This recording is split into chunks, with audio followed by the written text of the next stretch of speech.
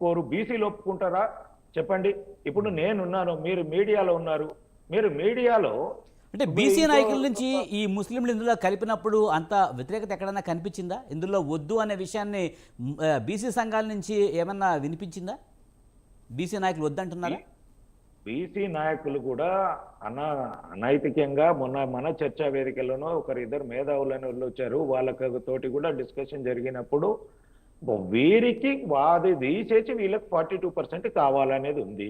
ఇప్పుడు మేము కూడా ఎడ్యుకేట్ చేయగలుగుతున్నాము, మేము కూడా బీసీ సంఘాలను కలుస్తున్నాము, మా పార్టీ ద్వారా కూడా ఎక్స్ప్లెయిన్ చేస్తున్నాము, ఆ యొక్క ఆర్డినెన్స్ లో ఉన్న లోపాలను ఎత్తి చూపుతున్నాము. అంటే కృష్ణారెడ్డి గారు ప్రధానంగా చూస్తే ఈ బీసీ సంఘాలే వ్యతిరేకించినప్పుడు బీజేపీ ఎందుకు వ్యతిరేకిస్తుంది? బీజేపీ కేవలం మత రాజకీయాలు మాత్రమే చేసుకుని లబ్ధి పొందాలనుకుంటుందా? లేదండి, మేము అలాంటి ఏం లేదు. సమాజంలో ఏదైతే హైందవ ధర్మం ఉందో దాని గురించి మేము కట్టుబడి ఉన్నాము.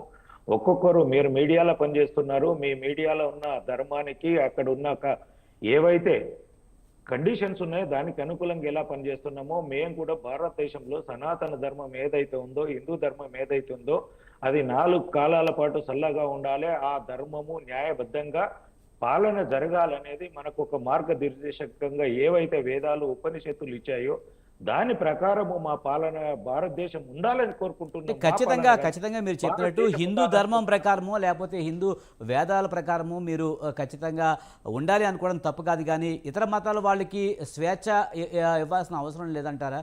ఇతర మతాల వాళ్ళని తగ్గించి చూపించాల్సిన అవసరం ఏమైనా ఉందంటారా? మా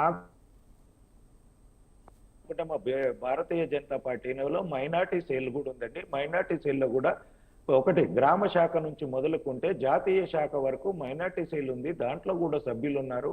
మా జిల్లా మీటింగ్లలో మీకు కావాలంటే ఇప్పుడు నేను మీడియాలో చూపిస్తాను. మా దాంట్లో కూడా మేము 100 మంది మీటింగ్ అటెండ్ అయితే దాంట్లో కూడా మైనార్టీలో ఒక 10 మంది వచ్చి కూర్చొని మీటింగ్లు. మాకు వ్యక్తిగతంగా ఏమీ లేదండి.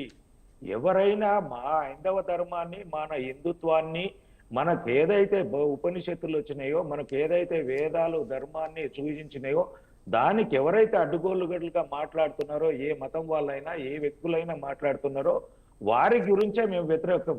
ఆ ముస్లిం మైనార్టీస్ కు మేమేం వ్యతిరేకం కాదు. ఎవరైతే మా ధర్మం గురించి అన్యాయంగా మాట్లాడతారో, మా ధర్మాన్ని ఎవరైతే కించపరుస్తారో వారి మీదనే మా పోరాటం తప్ప ఏదో మా ఇప్పుడు నా ఇంట్లోనే ఇక్కడనే నా ఇంట్లో కొంతవరకు నడుస్తుంది ముస్లిం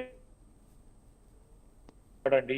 అటువంటి అప్పుడు నాకు ముస్లిం అంటే నేను భారతీయ జనతా పార్టీ వ్యక్తిని అయినప్పుడు ఆయనను పిలవకూడదు కదా? అట్లా కాదండి. ఆయన మన హైందవ ధర్మాన్ని వ్యతిరేకించట్లేదు.